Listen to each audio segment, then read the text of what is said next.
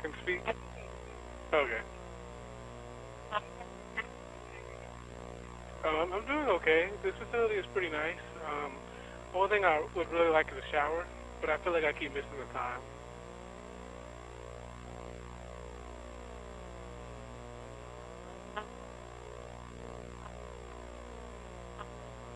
Am I allowed to speak about that?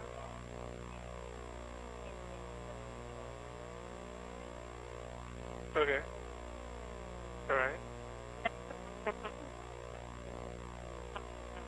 Okay. Well, from my perspective, I went to campus. I missed class that day. At the beginning of the day, I listened to a little 432 hertz music. Can we keep going?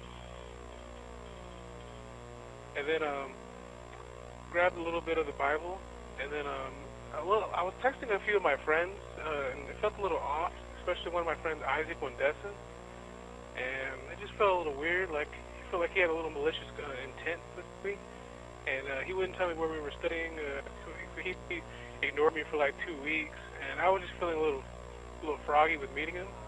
Um, Basically, went on campus, and I walked around a little bit. I went to the Union building, and I went through campus,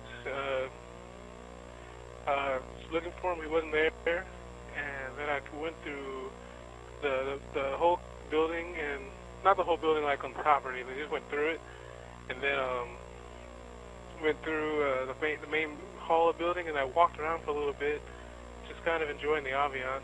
It was weird because no one would like notice me, like no one saw me, or I should say, like I would like wait, look at people and smile, and no one would like even acknowledge me. I thought that was something weird about the human experience. I feel like if you see someone, you kind of like look at them, and I was like, okay.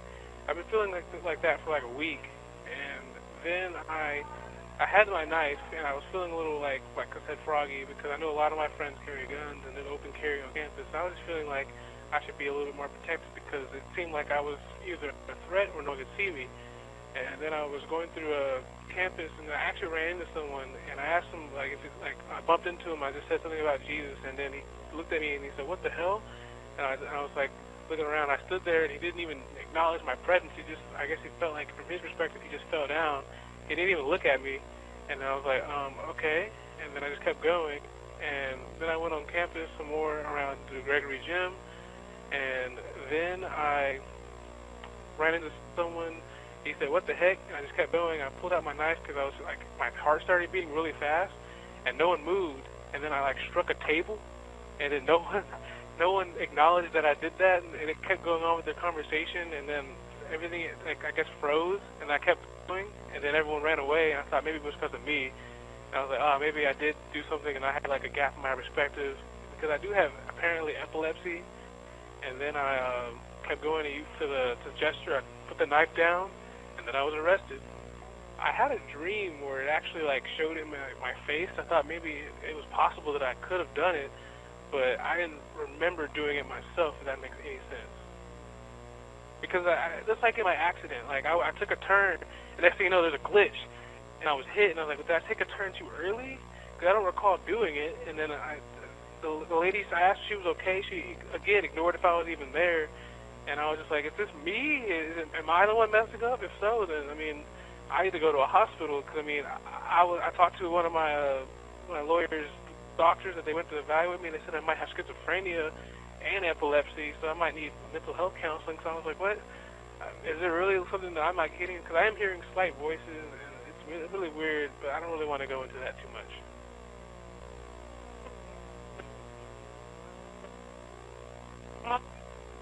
I didn't notice any. In the dream I had, it was like a premonition about what happened.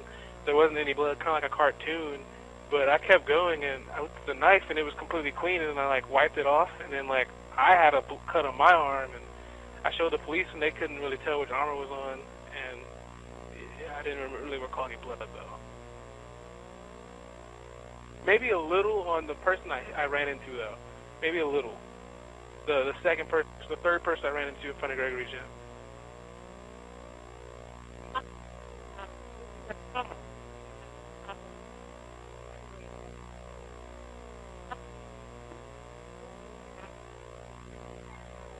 Well, I didn't really choose anything. Like even before, I actually let this out. When I was in front of, right in front of the tower, I did like a little Jagger step in front of two people, and they didn't even didn't even notice it. They just kind of just moved around me, and I was like, okay. And I just chose them because I was running and like I was walking towards them. I wasn't really running or anything. I was walking. My hand wasn't on the knife or anything. I was actually like my hand on my side. I had my beats on, listening to music, and I was like walking to them, and they didn't even acknowledge that it was about to happen. And I just like kind of jagged it a little bit, and then they moved. I was like, oh, okay.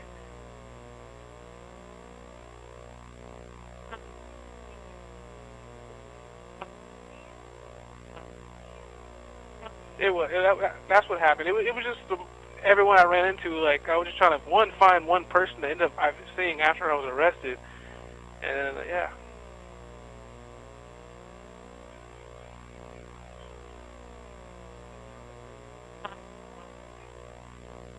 protection. Because I felt like every time I walked out of my house, I felt scared. I was like, is this me or should I? Because I don't believe in like I don't say I don't believe in them. I don't want to carry a gun. So I just carried a knife because I always like to say I live by the sword and die by the sword. And I didn't really think it was necessary for me to carry anything more than a knife. And yes, that's why I carried one for protection, just in case anything happened. Just because you never know in Austin or anywhere for that matter.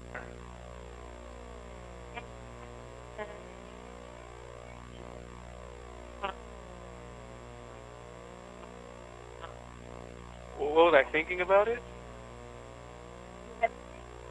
I think it's awful.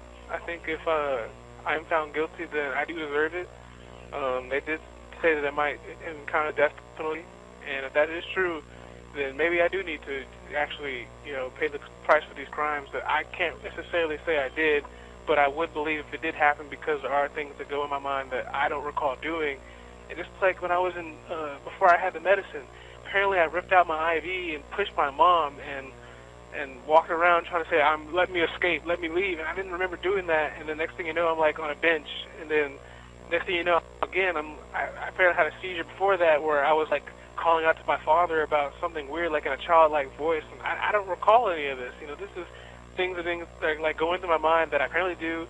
And then I told my lawyer that I'm Jesus. And I was like, am I really crazy? Because sometimes I really feel like some things are going in a really south manner, and how I feel completely awestruck. And then they told me that I'm being charged with murder, one person died, and I said, oh my goodness, I didn't think that something that was going on in my mind could actually go to a position where someone would lose their life. And if so, I feel as if it's just time for me to just go to or get the death penalty. Or even seek counseling while I'm in jail. It just depends. Well, I mean, on the court.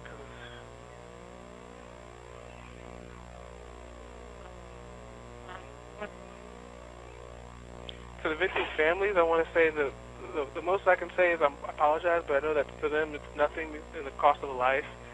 And I do know that I have had problems with my mind, but I didn't think it would be to the point of interaction with someone to the point of lethal interaction.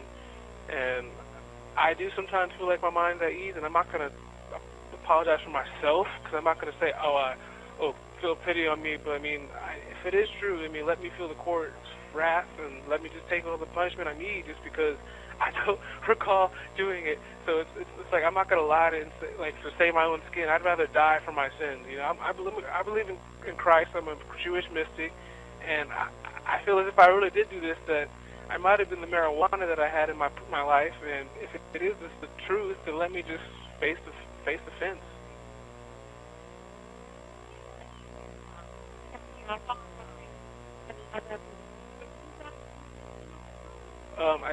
I can never say the name of it. You're a journalist, so you might be able to find it out.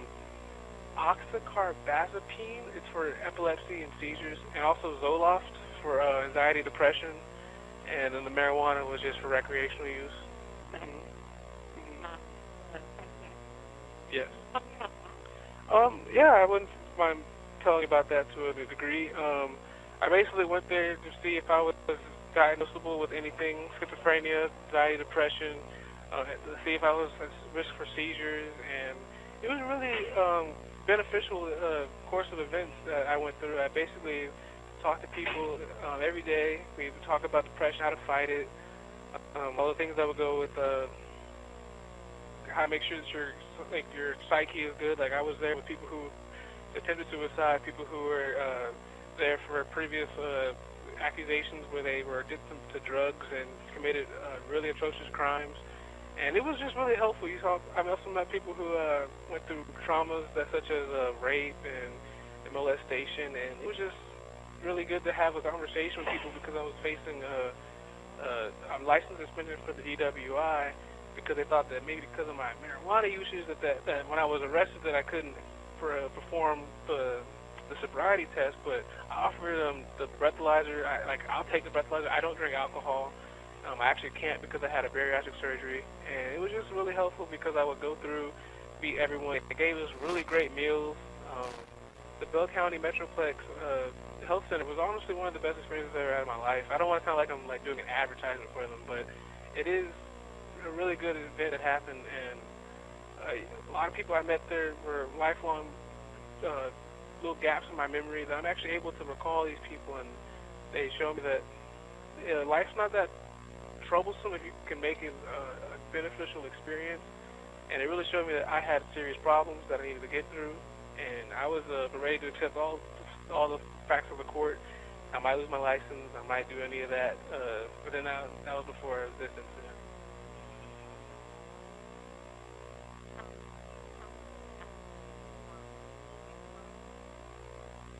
Yeah, of course.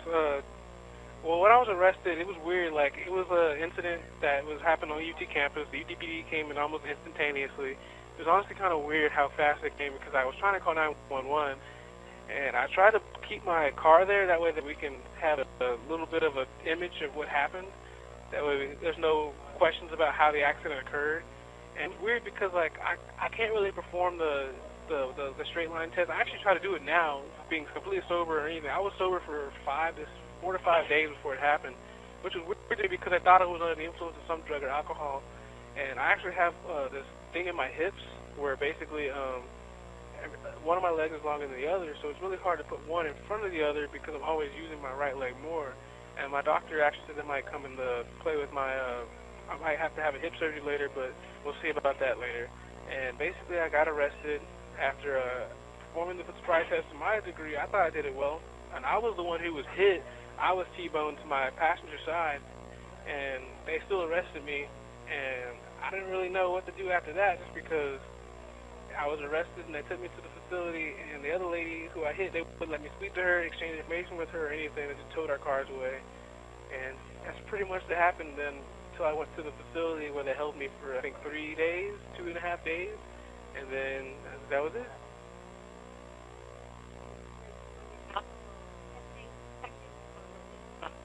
They suspected any of it. They didn't really have any perceived notion of what it could be. They thought I could probably be on alcohol or anything. They didn't give me the breathalyzer. They just gave me the straight line test, and then they had a pin that I followed, and then that was it. And they suspected maybe it was the marijuana though.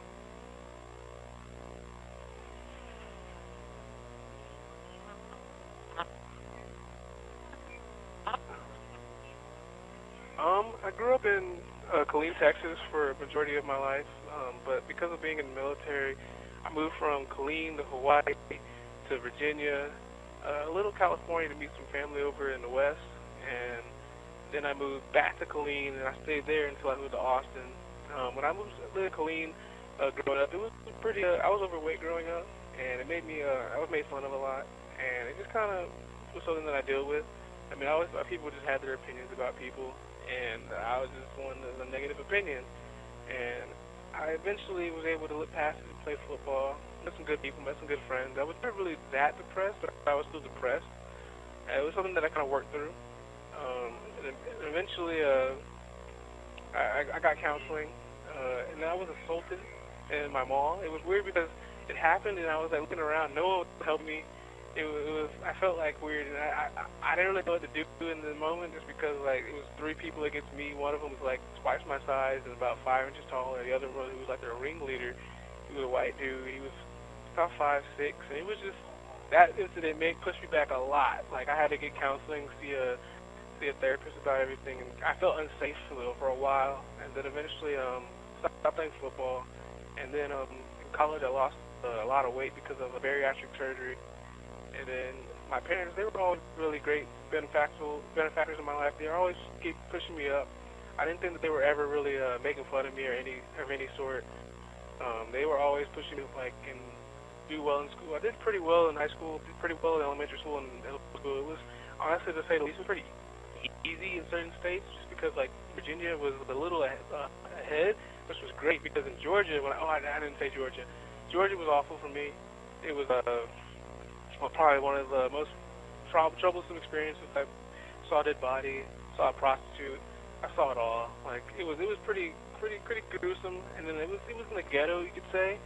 But I mean, it was just what it was. And eventually it passed. I had a racist teacher that kind of was like, okay, all the Hispanics stand up, all the whites stand up, all the blacks stand up. It was just really weird. That's how they did the roll call, which was, I don't even really know why they did that. But that was just 1 year of my life, and I just kind of passed it. And from Georgia, I went to Texas. And then, yeah, my parents were great. My dad was always deployed because of the military, and it kind of made things a little bit angsty for me because I didn't really grow up with a father figure that much, but I always knew he loved me. I always knew he was there. And my mom, she was always the one that was taking care of me, and she was probably the most influential person I could ever experience in my life. She showed me everything. She started both praying with me. That's really the only thing that gets me through this is prayer. Because, I mean, sometimes when I pray, I'll get, like, some of the memories back. And I'm like, dang, I think it's possible I did this, but I just want to have a fair trial. And then if I go to jail or get the death penalty, I mean, so I'm pretty young to die, but, I mean, if I did this, then I deserve to, then it's just what it is. I'm not going to, like, fight the system. I'm just going to have the system handle it as it is. Like, even in here, I'm not shackled to my ankles just because they somewhat trust me. And, I mean, I'm not going to do anything wrong. I just want to get through this myself and know that eventually I'll come to a door where I open it and get the death penalty, go to a hospital, get sentenced to life in prison, or whatever happens to me. Because, I mean, I sometimes feel like I'm literally invisible, and it's sometimes it's really weird. But, yeah, that's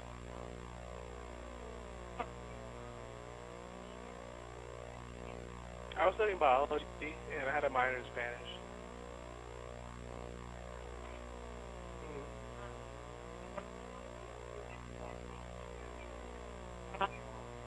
Well, my plans were to go and be a doctor, but depending on what happens, if anything goes wrong and I'm actually able to get out, I might go back to like a community college, maybe be an RN if possible. If anything is possible after this. I feel pretty hopeless in here, but at the same time I feel pretty hopeful that anything is possible, that I could get a sentence and actually live it out because I'm still young. I mean, if it's 25 to 30, I can get out around 50, 40, still live a somewhat decent life. I know that the court can only give me so much, it might give me life, but if anything, I would love to have the opportunity to be somewhere in the medical field because that's where I've always wanted to be. Medical field saved my life. When I was overweight, I thought I was going to have diabetes and some other forms of diseases that affected my health, and I just want to know now that it's possible for me to live a good life, but I've always wanted to be that person to help other people until, I guess, that glitch that happened in my brain of my other DUI, and then everything kind of went downhill from there. Well, they weren't kids. They were grown men. They were like 45, 50. It was weird because I don't think they ever were caught. I went to the police station. They punched me in the face, and they took an iPod. I think they were the people, because I was trying to sell an iPod, but I didn't know what they looked like. I just had a phone number, and it was just a little tiny little iPod, like probably that big, small little nano, and they said I stole it. Took a joyride in their wife's car, and I'm like, this is impossible. Like, I don't even know who you are. I've never seen you before in my life. And they said, if this is true, let's go to the police station right now.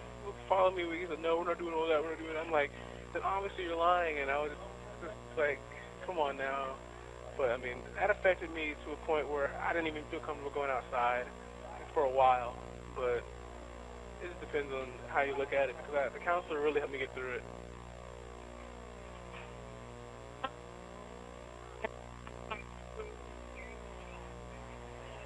Okay.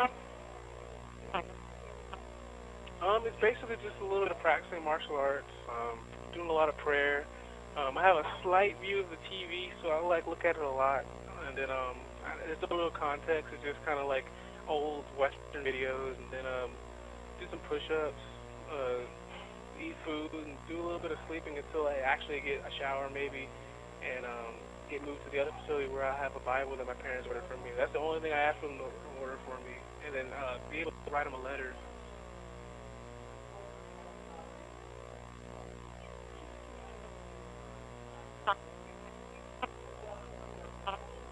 Yes, they actually use a system right here to call me twice or three times, maybe four.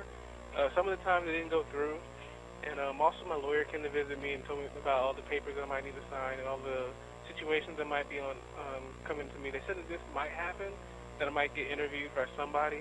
I didn't know if it was going to be in person or over this.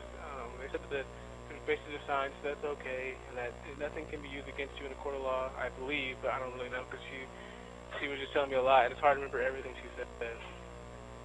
But yeah, there's only three people that, other than you, that have been able to visit me or talk to me.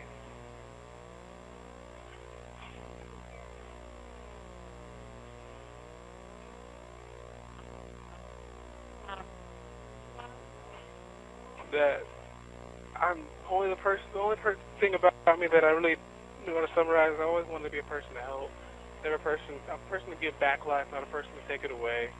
And if that's what I did, then I'm ready to face the consequences. Cause that's always what I've been doing, just face my life head on, without turning around. Because there's only forward, and you always learn a lesson in everything you do.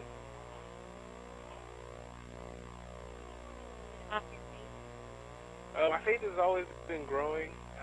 Growing up, I was always like going to church, and never really knew how to like approach it with people because it seemed like in college no one cared at all about any kind of faith. But I mean, I found a lot of people who were able to meet us with, and it was very small groups, like 4 to 5 people at a time, usually no more than 7. So it made me think that in college everyone was just caring about sex and drugs and alcohol. And I used marijuana as a, just kind of something that was therapeutic. I didn't drink, and people always tried to take me out, and I never really went. And it grew exponentially in college because I realized like there that I guess I was slowly getting more attractive and I was getting more attention that I didn't want. And growing up, no one ever gave me that attention, so I just kind of focused on school and the faith to have my parents because that's really all that there was.